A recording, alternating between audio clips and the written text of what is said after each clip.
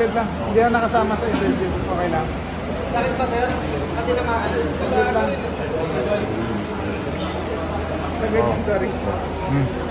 Bay, dumang ka kanina, one of the rare times.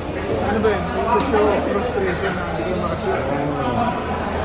Pero makakadang naman talaga ako. Pero wala.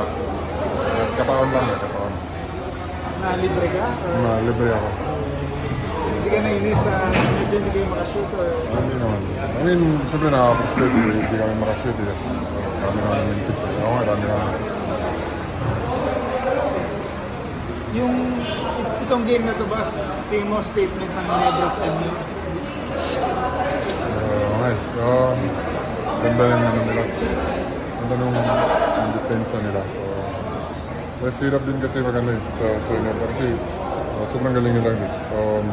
Ano sila, disiplinado sila sa execution nila.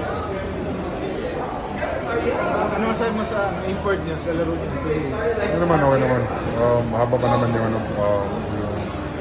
elimination. So, marami pa may time para mag-adjust.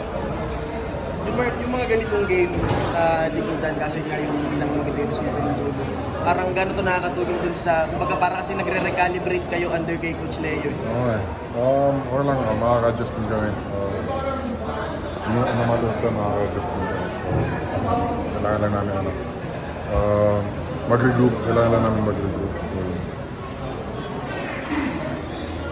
okay? Happy New Year, ha? Happy New Year! Happy New Year sa inyo lahat. Tama.